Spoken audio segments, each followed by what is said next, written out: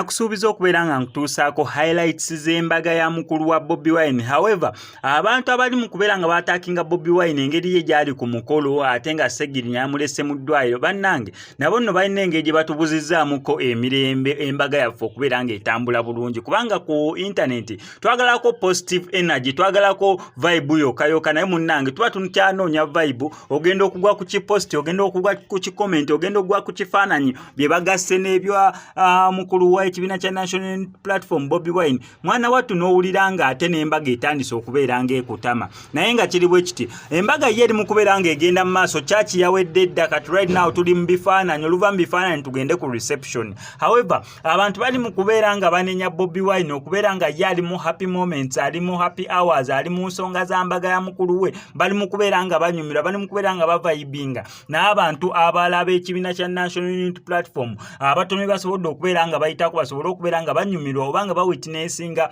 chairman Nyanzi ng'akuba ebirayiro bye eri omwagalwa we omulungi mukyala we. However, ekiro ekyakeseza olunaku olwaleero olunaku lw'embaga, Bobi Wine yabaddeko mu ddwaliro Nairobi. Ebyo story nagibawadde eddamu abanfollowinga mugimanyi bulungi nnyo, nenkuwa ne details, naye obuzibu obuliwo nti abantu balemezzaamu ekifaananyi kya Ssegirinya okubeera nga bakikoleginga oba nga bakigatta oba okubeera nga bakieditinga ne happy moments Bobi Wine zaalimu, nga bayagala okulaga mbu omusajja wattu ye ali eri mu nnaku, musajja wattu abonaabona, musajja wattu ali mu ddwaliro, musajja wattu obulwadde bumutwala, bo bali eno banyumirwa. Ekitali kituufu gwe wena yalabye naddala akatambi ka Bobi Wine, ye lwaki mbeera mbyogera akatambi kanziramu nkakubwe olaba oba waliwo bad energy yonna oba waliwo ekikyamu mu ekyo ekiri mu kubeera nga kigenda mu maaso, nawe kennyini osobole okubeera nga weesalirawo. Naye ebyembaga byonna nze ngenda bikuwa paka kuwulirawo bidetails zonna ngenda beera nga nzikutuusa ku kyolina okola subscribing nga notification bell ebisigadde obindekere. Honorable Ssegirinya omusanze ali atya? Ali bulungi nnyo okusinga bwe yali.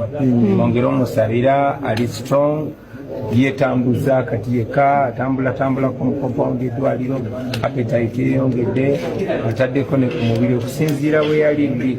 So asanyusa nnyo okusinziira we yali. Ofunyeeko omukisa okwogerako n'abasawo ne bakubuulira ki kye ba diagonizinga bonga bo? Sobola kuddaano kunnyonnyola kiki mutawaanya, naye ffenna tumanyi nti Honorable Ssegirinya tali bulungi, tabadde bulungi emyezi kati ena kyanga bamukomera, naye Mukama mulungi nti ateredde muko. So tusuubira nti atajja kwongera okutegeera, twongere omusalira.